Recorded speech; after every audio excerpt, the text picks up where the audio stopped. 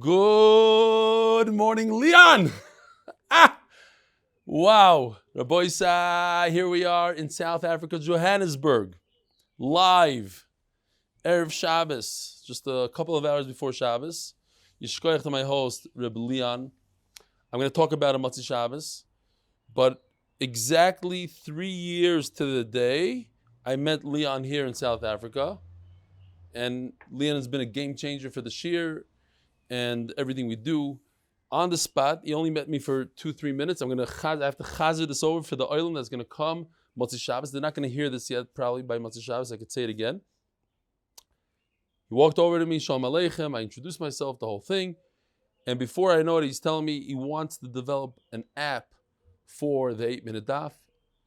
And true to his word, just a month or two later, he delivered an app, and that's the app that we use until this very day. So Yishkoyach Leon, Yishkoyach for hosting me and my mishpacha and everything you do for the shir, and Yishkoyach for having me here in your house, in your backyard here in South Africa. It's beautiful. Mamish, neflois habayra. So before we start, I want to say that today's Tu B'Av. And the Gemara tells us that Tu B'Av was the greatest yontif in Klal Yisrael, Tu B'Av and Yom Kippur. And the end of Masechtas Taanis, the Gemara talks about Tovar Magal. It's a day where you break your axe. Magal is a sickle. Rashi says it's an axe. You break the axe. What's pshat? Unbelievable. Rashi explains that Klal Yisrael is busy cutting wood. These people were cutting wood for what? For the Mizbeach. Think about it. Tremendous mitzvah.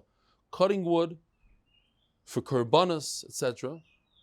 Yet when Tu B'Av came, that was it. That was the end of the season of cutting wood. It was a day of celebration to break your axe, so to speak. You don't need the axe anymore. And from here on out, we're going to learn Torah, says Rashi. You believe this? You can mekayim a mitzvah all day long. You're cutting wood for the Beis HaMikdash, but it doesn't hold a candle, so to speak, to learning Torah. They made a yontif, like the Taz says, and I speak about it all the time. And the guy got upset at me the other day. Yes, to save lives and hatzlacha is an unbelievable mitzvah, but if you don't have to go on that call and instead you can learn Torah, your schar is much greater. You have to go on the call if there's nobody else there, and that's your chiyuv to do. Over here also, you have to cut wood because that's your chiyuv. But once that's gone, now I could open up a Daf Gemara and learn Daf Yomi, and I'm a Chaim that much greater mitzvah, and I'm making a yontif. One of the pshatim is, because now I could sit down and learn Torah. I'm not making this up. This is a Gemara and Taanis. We had this in Baba Basra Daf Kuf Chof Aleph as well. And that's when I said back then that Mendy Auerbach, also from South Africa, who asked me not to mention his name, so therefore I'm going to talk about him. That's when he decided, when we learned that sugya, that he's going to drop a lot of his business. He was selling diamonds, and he's going to spend a lot of time learning Torah, and that's what he does. He learns Torah the entire morning, and he has Talmidim, and Tovar Magal. So we call Mendy Auerbach Tovar Magal. All right, a couple of emails real quickly. Yitzchak Isaac Shapiro sent this, and he says, I came into our Bell's Shtibel on Viola Road in Muncie, and this is what I found. See attached picture. Hershey Weinberger, the head of Shira Choir. Yes, he was the one who sang by us by the Siyum at Bell Works. After a night of singing by a wedding, and this is what he does every night after he finishes his job. You're talking about 1 o'clock in the morning. He comes, it says 12:41 a.m. in the picture. He comes into Beis Medrash and learns Torah. It gives me a tremendous amount of chizuk. Rabbi said, this picture gives me a lot of chizuk. A guy after a whole day of work, I know what it is to work a chasana for hours. It's 6-7 hours to be on your feet. You want to plot in bed and go to sleep. Instead, he pulls out a Gemara and learns Torah. Unreal. Yishkoich for the chizuk. I need it now on vacation. You know, sometimes it's hard to learn. Yishkoich for the chizuk.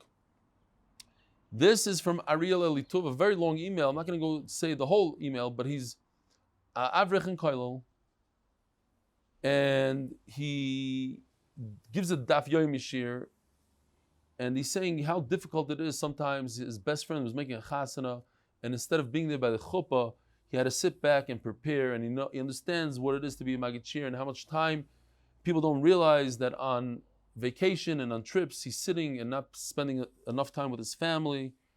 But he says all the way at the end, I want to add one point that I told my shir before Pesach, and that I think you mentioned numerous times. However crazy things are for us, it is only because we realize how much the listeners are also putting themselves out to listen to the shiurim. 100%. Please continue. Enjoy your family time. Good Shabbos. Ariel Elitov from Beitar Yishkoyach. And one last one. This is Raxbox. I've been streaking with rebellion since the beginning of brachas. Taking a short break just to sit shiva for my father. Continued the next day's daf. Unbelievable after getting up.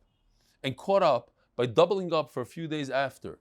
Every morning, like clockwork, 7 a.m. Eastern Standard Time, I sit down to catch up with the rebellion, rest of Mishpacha. Monday morning after Tisha B'Av, I sat down 7 a.m. to get back into it, and to my surprise, no video. I knew rebellion was traveling, so I got a few hours, kept checking every now and then to see if it was available, and when there's still no videos available on Tuesday morning, really? There's no I thought there was Tuesday morning. I thought it came out that night. I started to get worried. I kept checking a few hours, and my concern was unbearable. Boy, was I relieved to see, listen to this, that there was no Stefansky listed on Misaskim. Shem Yirachim. When we're feeling frustrated about, I don't know, maybe losing your luggage or not being able to find the strong internet connection. Last night, the shir took 7 hours to upload. 7 hours from the Safari. Checking on it every 5 minutes and it went out. Then you have to push again and it starts over. 7 hours. And poor Yosef got it, I think, at 1 a.m. No, he got it right before Chatzos, 12. Just about anything else, just take a deep breath and say, at least my name isn't listed on Misaskim. I guess he means, Baruch Hashem, you're alive. So what if the luggage didn't come? So what if the internet doesn't work? 100%. The Koilal is sponsored by Anonymous from Lakewood in zchus of all the people that joined Masechtas Kesubos, and we're having a tremendous amount of fun. Besides a certain individual in South Africa that told me that he thinks Kesubos is more difficult than Yevamis. I disagree. It's not more difficult. Maybe the Magid Shir doesn't know how to explain it as well, but it's easier and it's geschmakad ma'id. Avi Rachel Kamiansky, in memory of Rachel's mother, raise the Gittel Bas Esther. Rita should be a militzi Shara on behalf of us and our children. The Masechta sponsor, Lini Nishmas Sara Moshe Ben Baruch, Yosef Lini Nishmas, Shalom Nata Ben Elazar Moshe, Natzal B'chol Yonim Ben my children. The second is sponsor for the Masechta, Jeff Rosner, and zchus my son, Simcha Chaim, Ben Torah Chana Refuah Shlaima. Paras HaChodesh by the Lock and Lebovic families, Lakewood New Jersey, because Torah is the best segula. Paras HaChodesh number 2, Shragi Chafetz RL149, zchus for my family and myself, and for the Tzaddikim of RL Hatzalah. Paras HaChodesh number 3, Moshe Ben Zechariah, Lili Nishmas Moshe Ben Zechariah.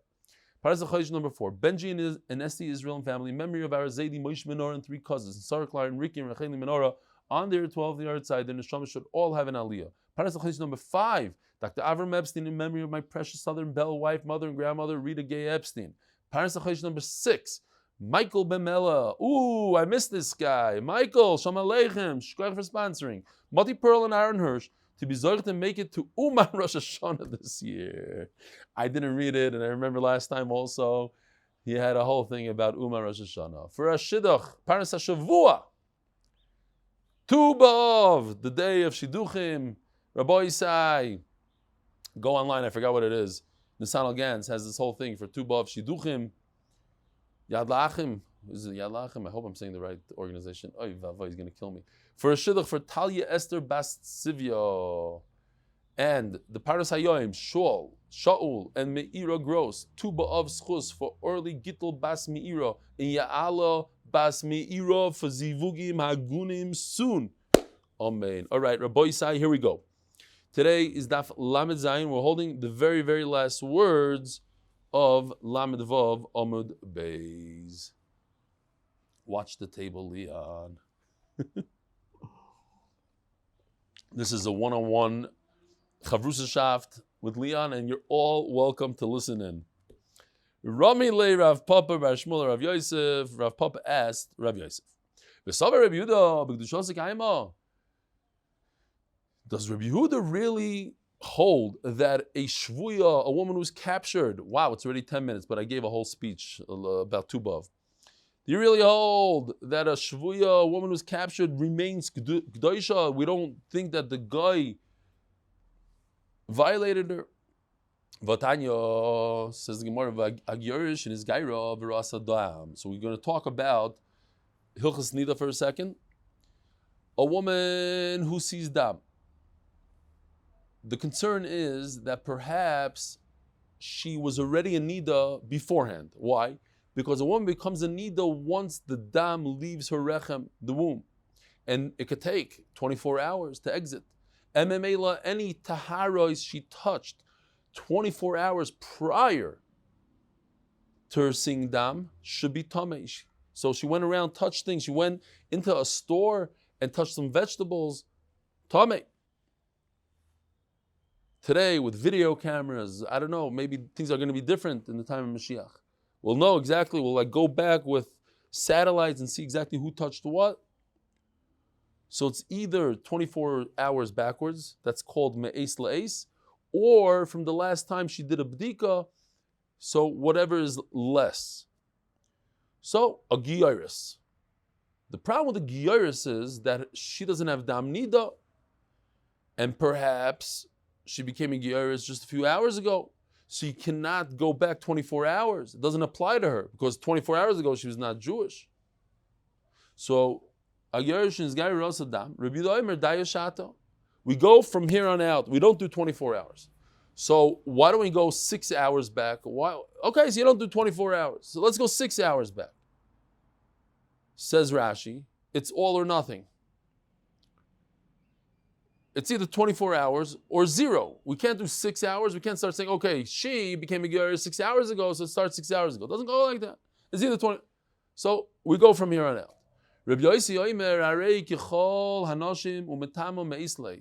No. She goes back 24 hours and she goes back to the last time she did a bdika. By the way, the halacha is like Rabbi Yosef. In other words, just as I was learning this, I was thinking that Rabbi Yosef doesn't care. He's not concerned about all or nothing. There's no all or nothing. It's better to do today's daf, even if you're on vacation, even if it's a little shvach, even if you're tired, you do it. It's not perfect. It's not the. We pass it like Rabbi Yosef. If she's a giyaris, she became a giyaris in the middle of the day. We take that. We go back. It doesn't matter.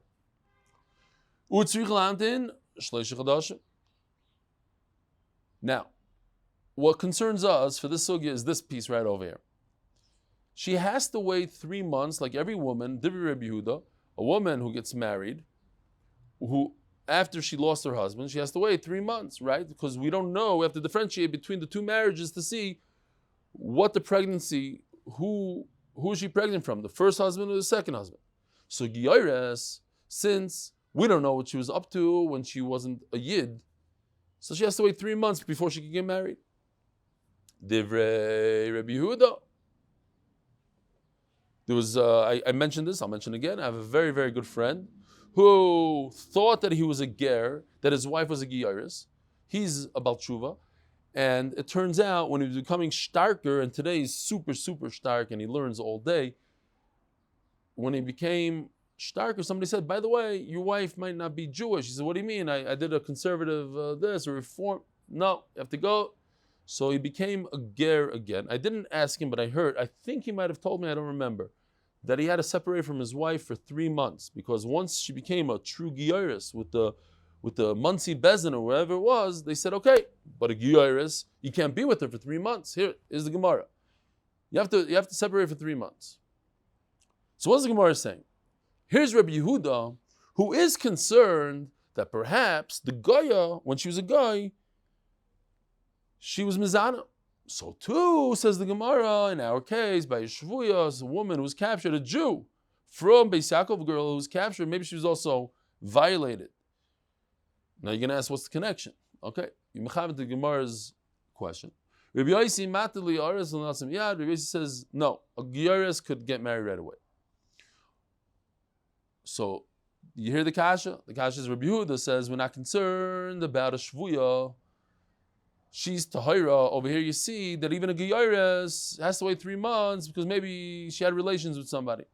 What's the connection between a Goya who became a Jew and a Jew who was captured?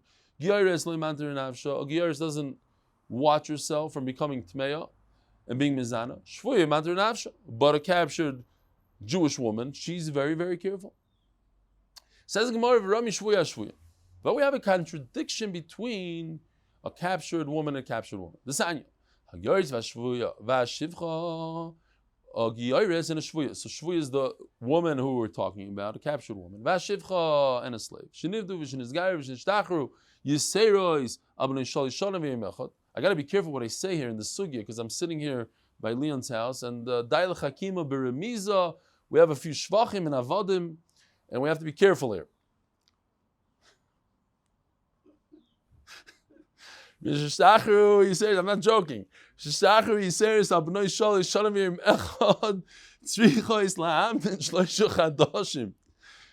says, oh, you can't do it. What do you? I don't know. South Africa is different. Over here it says you have to wait 3 months.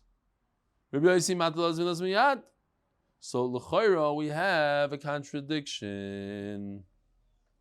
Over here it says a shvuya has to wait 3 months. Says the Gemara, ishtik. You don't know what to say. According to you, Rabbi Yehuda says, we're not concerned about a shvuya. She get married right away. She's not nitma. Over here it says she has to wait 3 months if she wants to get married. She was single and she has to wait 3 months. Ishtik, he was quiet. He didn't know what to say. Amalei, no, I don't know what to say, but did you hear an answer?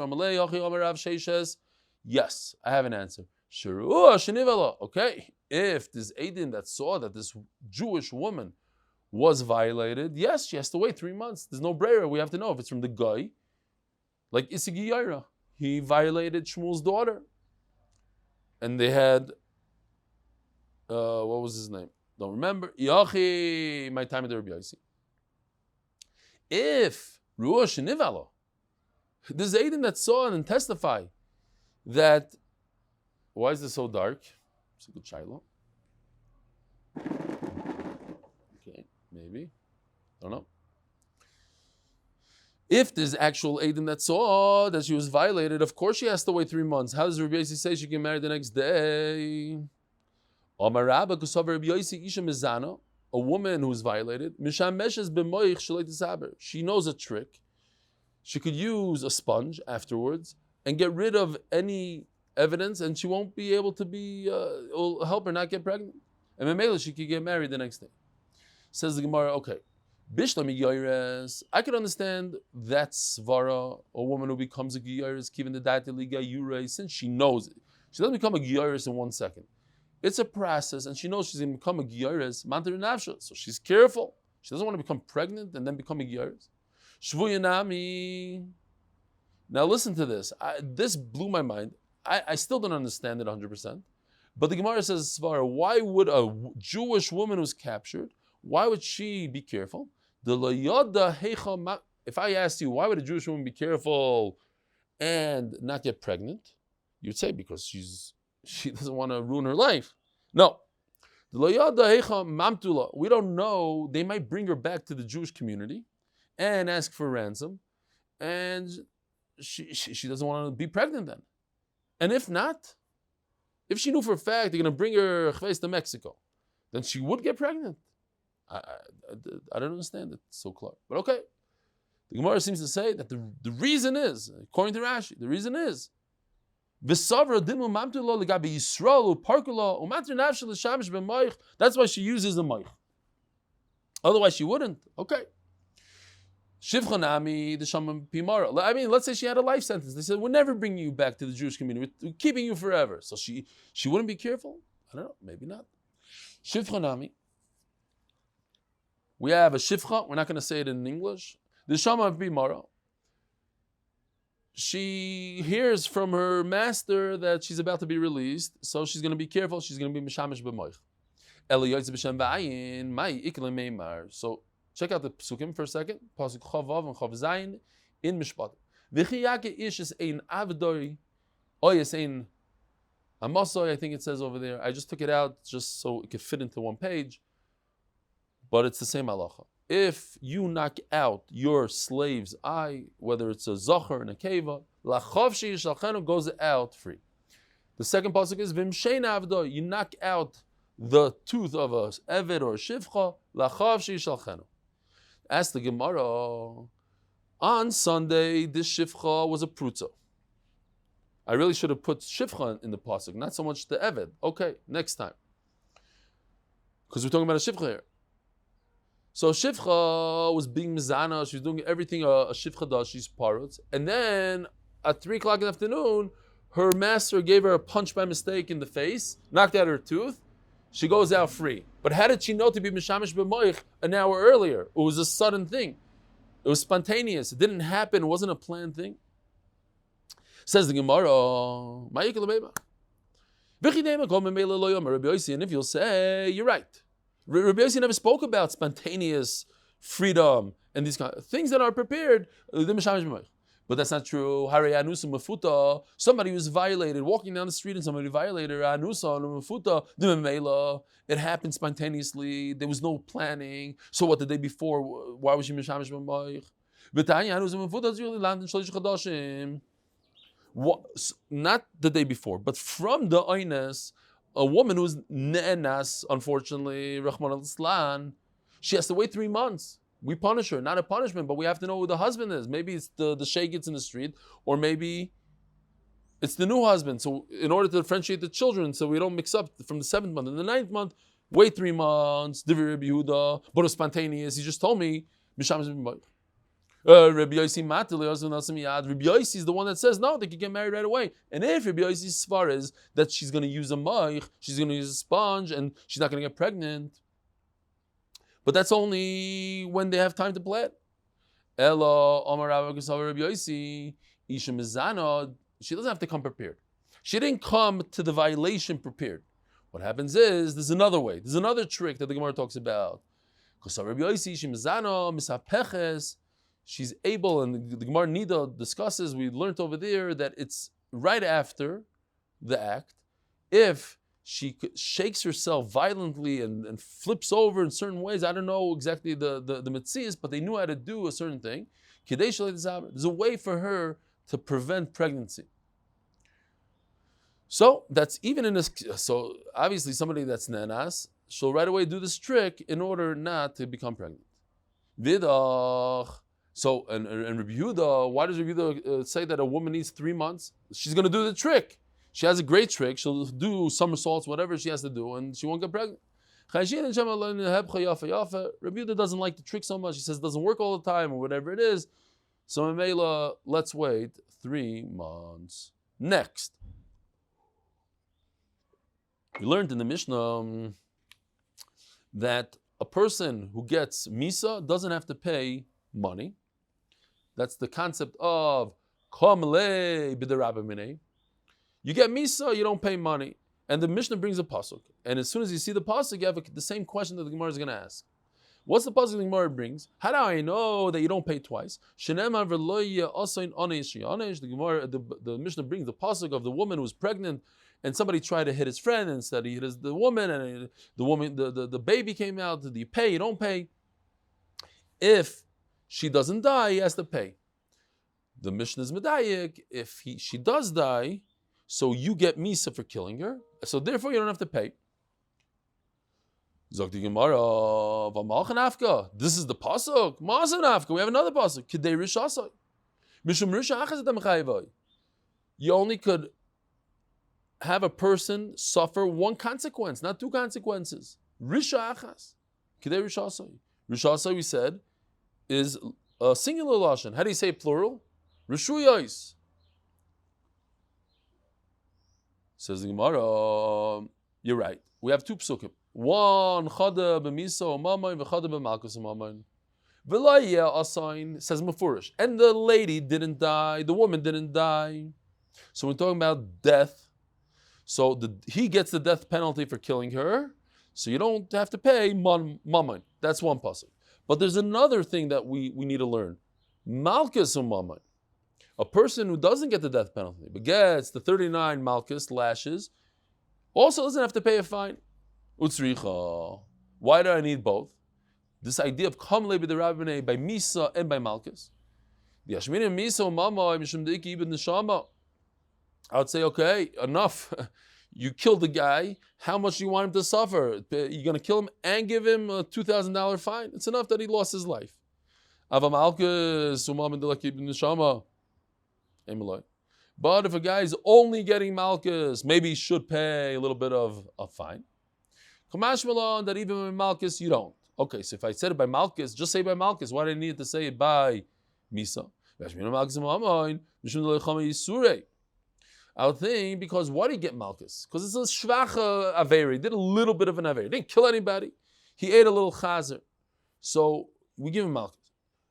In our case, let's use ma'anis. I'm not going to say it's a small avera, but it's not like killing somebody. So the Gemara says, okay, you only get malchus, so add on another penalty also. Let him pay. But if somebody kills somebody else, let's say, that he deserves the death penalty. So he did such a terrible thing. It's not enough that he should die. Let him die and let him pay a fine. So now we have two psukim that tell us both by misa and by malchus. No, we have two psukim. One to say that you don't get two penalties by misa, and you don't get two penalties by malchus. But Meir himself holds you do get two penalties by malchus. So then why do I need two psukim? What are the two psukim? V'lo yasayin and kidei rishasay. So Tati Lamali.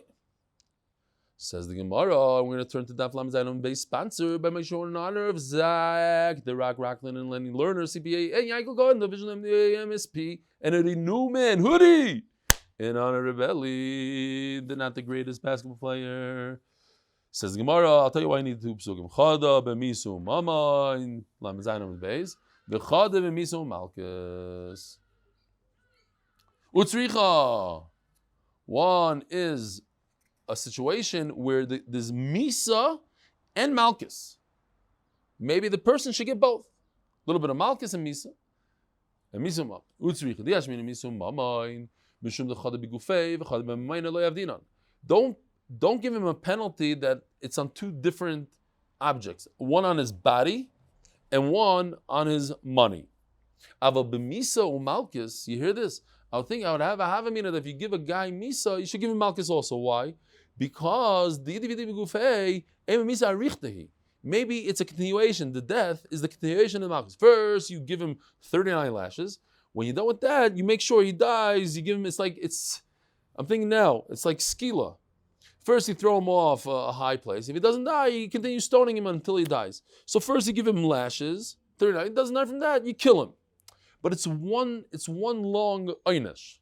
So I think that a person could get both of those. The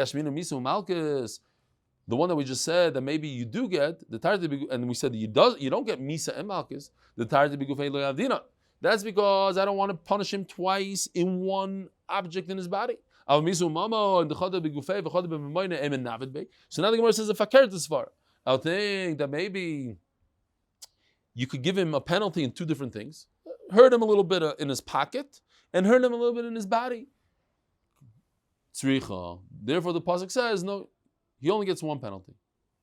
Now the Gemara is going to bring you a bunch of psukim that seem to say the same concept and idea that we've been saying for a while already. This idea of kamlei b'derabimene. That if the Torah is mechayiv you an einish, you get one einish. You get misa, but you don't give a guy misa and malchus. Don't give a guy misa and mamon. But here the pasuk, there's more psukim. It says, don't take money for somebody that killed somebody. Lamali. Why do I need that? In other words, you're going to kill him, don't take money from him also.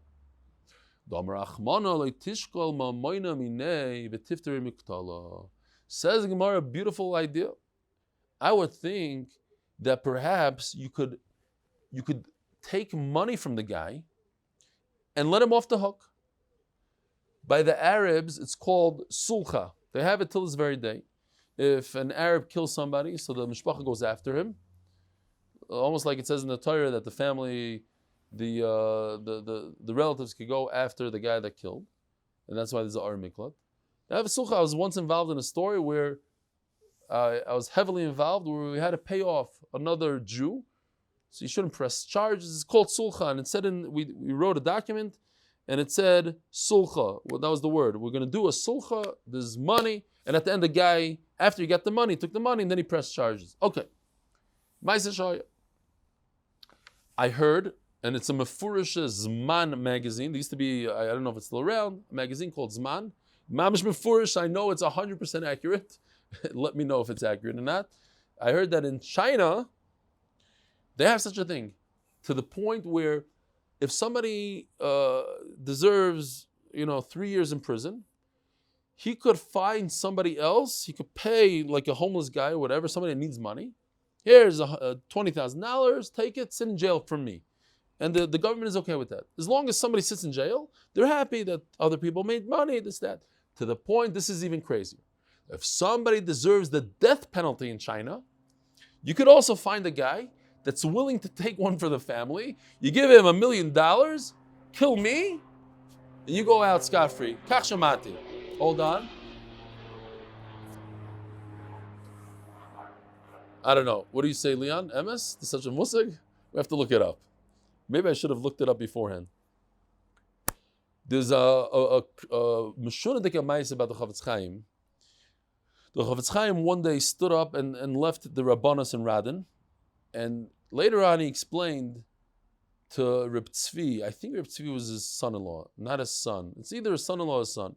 He explained to his son-in-law, he said, I'll tell you, and he told him like a secret. He said that a neshama came to him, look it up, this Maisa. Neshama came to him and said, remember, I once sold treifas and you gave me a penalty, a knas. Yeah. What did you intend with that knas? Did you intend to scare me? Or you intended to give me a kapara? So the Chafetz Chaim said, I intended to scare you. So the Neshama was very upset. He said, now I have to go to Gehenna. Because if you would have paskin that was a kapara, then I had a kapara for what I did. But since I paid, this is the idea of paying instead of sitting in Gehenna or getting the death penalty or whatever it is. So I would think, so let's go back to our sugi. I would think that a person's chayiv misa, there's a way out. Pay $150,000 to the mishpacha, and you don't die. Kamash Mala, no. That's why you need that extra pasuk.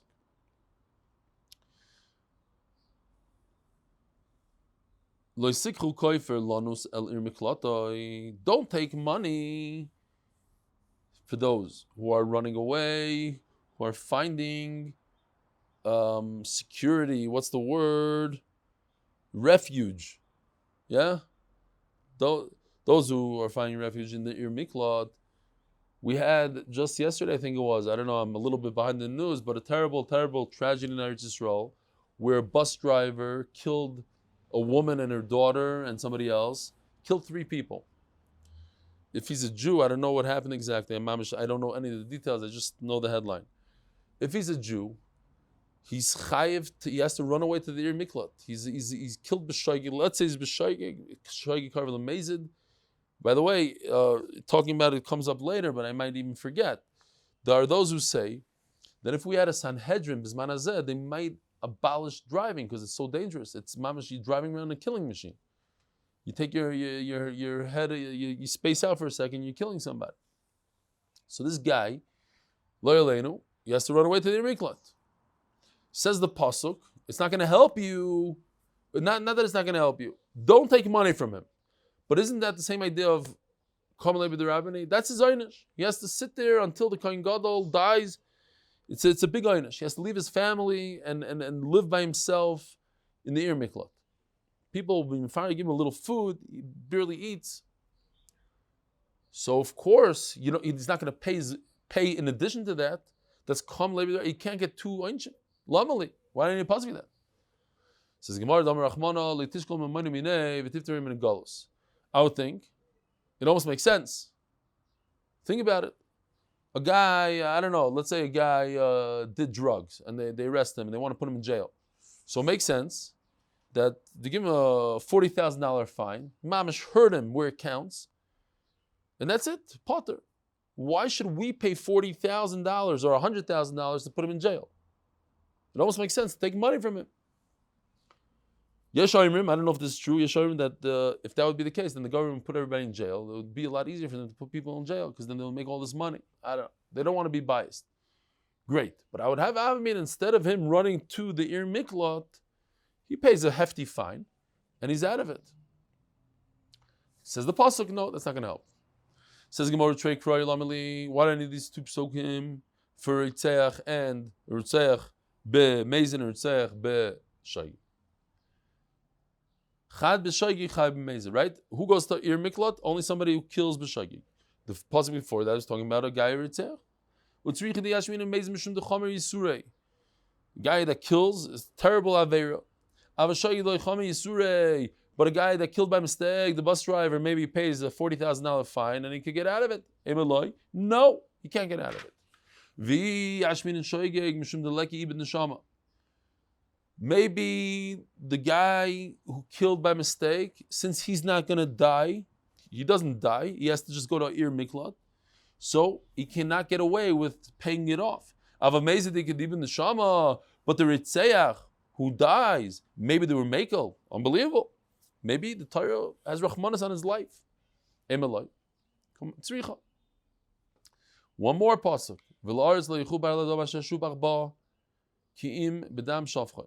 Talking about by the Egla Rufa, Lamali. The Torah has to tell me that only the Ritzeach he has to suffer the consequence. Says the Gemara. So here we have the famous picture of Egla Rufa. Here's this Egla Rufa is when they find the body and they don't know who killed. So the scanin from both cities, they measure the city that's closest has to bring an Egla Rufa, and they knock its head off with this kupit that he's holding from the back of its neck, where the arrow is, the top arrow. Now, if they knock the head off of the Egla, of the calf, and then they found the real Ritzeach, so perhaps I'll say, you know what? There's already a kapara. The person already, they knocked off the head of the Egla. There's no need to kill him. By the way, as a Stami Yediyah, Reb Chaim Kanievsky's first sefer ever is on Egla Rufa. Guess how old he was when he wrote it? 16. The Chazon Ish told him to write a sefer, I think on Egla Rufa, and that's why he wrote it. How do we know that he doesn't go out scot-free? It doesn't forgive to the Ritzeach. So right afterwards, right after Egla Rufa, again, you have to kill the guy. I need it. How do I know that one of the four mises of Bezdin is with a sword? Sayif. How do you know where? Maybe you stabbed the guy in the heart. Maybe I don't want to show myself, I got an email already, but there's I forgot what it's called in Chulin when you cut Nechira. You go from here all the way down. You cut the body open this way, and everything spills out. How do you know it's shchita from the neck? There's a hekesh. All those who deserve to die, legla rufa, are just like by the calf. We kill it from the neck. It should be from the neck. Ask the Gemara, unbelievable. If you're going to use a cleaver, a kupitz is a cleaver, that's how you cut the egla, and from the top, the back of the neck, I don't want to show myself because I'm going to get an email, but the opposite side of where they shecht an animal, from where the spine is, that's how we kill the cow from the top, not from the bottom. So too, when a person is chayiv misa from a sword, it should be with a cleaver and from the top of his neck. Omar of Nachman, Omar Rabbi Baravua, Omar Kra, the famous Gemara, Ve'ahavta le'reacha kamoicha bror lo misa yafa. You are mitzvah to love your friend like yourself. What does that mean? First of all, what does that mean? Unlike an eved that we were discussing before, an eved, you hear Leon, this is going to get to you. Eved, if you only have one pillow or one anything, you have to give it to him first. That's a chiyuv. Or maybe it's an eved ivri, I don't know. I don't remember anymore. I'm going to say it's an eved also. Okay? You have to feed your animal before you feed yourself. Means that you should treat your friend as you want to be treated. For example, this is not such a great example, but it's an example nevertheless, because somebody screamed at me the other day for doing this. I'm going to use that as an example. If you are walking down the street and you forgot to do close your zipper. Close your zipper. Would you want somebody to tell you, hey, XYZ, or would you rather not? If you would want him to be mayor to you, so then you should go over to somebody when you see that same thing. So he said, oh, why is it your business? It's embarrassing. Why are you doing that? Because I would appreciate if somebody came to me. That's how I am. I don't know. So I have to do it to somebody else also. It's dependent on the person. Okay. So Mamela, listen to this.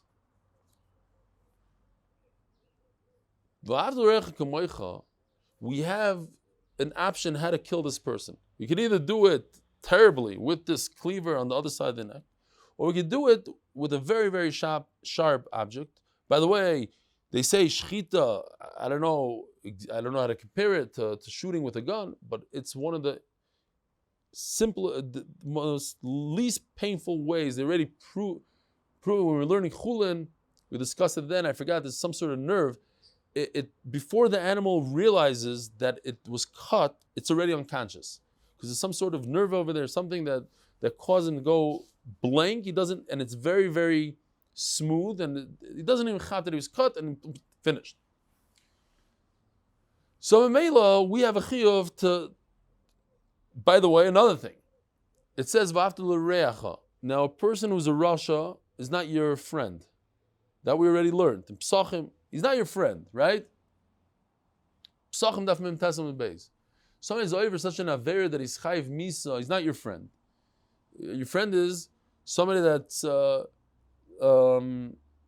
the lashon? No, eno isa ma'isa amcha. He's chayiv misa. He's not your recha. But they say it's very interesting. It's like gitay v'yadi b'im ke'achad. The get and the hand, it's an expression of saying that it happens simultaneously. Since you give him the misa, so then he has a kapara. So once he has a kapara, then he becomes your friend. It all happens in one shot, in 1 second. So because he's going to be your friend, when you kill him and he has a kapara, you have to use the simplest and easiest way that he's going to want. And just one quick joke for, I said this already, but we have to do chazara every once in a while. There was a guy who said that he wants to die peacefully, just like his grandfather died peacefully in his sleep, and not like the guy that was sitting right next to his grandfather screaming on top of his lungs before the car crashed. All right, so there's different ways of dying, and we have to be bayer the simplest way. Says the Gemara, there's no cherem, there's no money.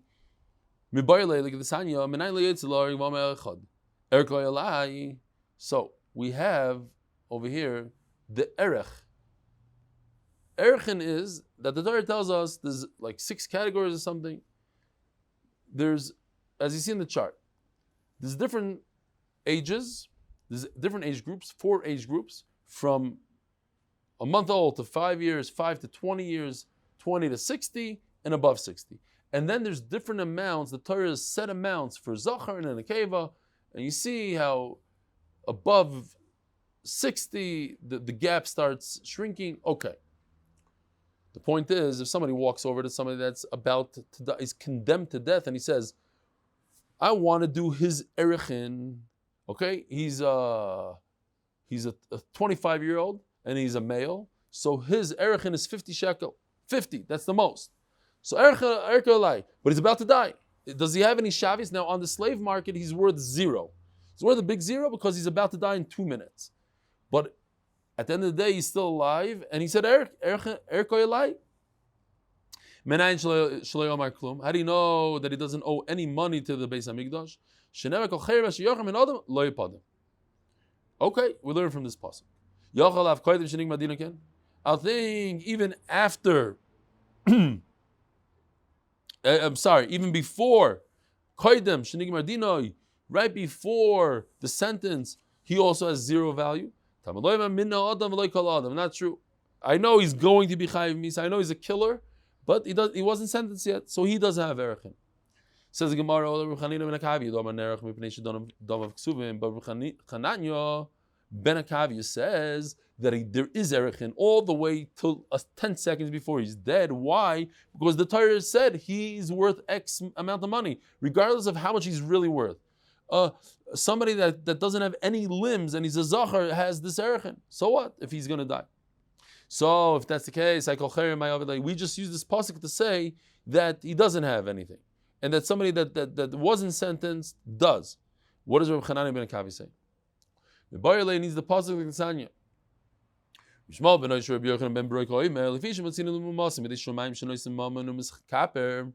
Somebody here, listen to this pasuk. Somebody that's chayiv misa sort of, but doesn't get the death penalty. What is that? It says in the pasuk, the guy has an ox who's a muad. He already struck 3 people. And he didn't watch him. And he killed a man or a woman. You kill the ox. Now that is true. You kill the ox. But what about this part of the pasuk? V'gam ba'olav yumas. The owner also dies. But we know that the owner doesn't die. Nobody was ever put to death because his dog, his shar, killed somebody. So how do you know? All he has to do, instead of dying, he has to pay. So we would think that somebody's condemned to death by a bezdin, so he could also pay his way out of it. Special pasuk, no, doesn't work. What about the fact, maybe I would think that is only referring to the worst of the worst. So think for a second, before you peek inside Rashi, what is the worst thing a human being could do that has no kapara if he did it b'shoigig? The Torah never says a way out of this. There's 2 things. Harming your own parent, hurting your own parent. The Torah doesn't mention how to get out of it. No kapara. I mean, everything has a kapara. And kidnapping a Jewish person. The Torah doesn't say how to get out of it. So I think, dafka, these people, they can't pay their way out of it. But let's say a murderer, just a regular murder, it's very bad. But there's a kapara for a shaygin. He can go to our irmiklat. But if a person breaks his father's arm by mistake, it doesn't say what the kapara is. It's horrible. So maybe only those people can't pay their way out of it. How do I know they can't pay their way out of it? That's what he does with it. That's what Reb Chanani ben Akavi does with it. Says Gemara, but I can learn. It says you can't take money to get out of death. And here we're going to finish off before Shabbos.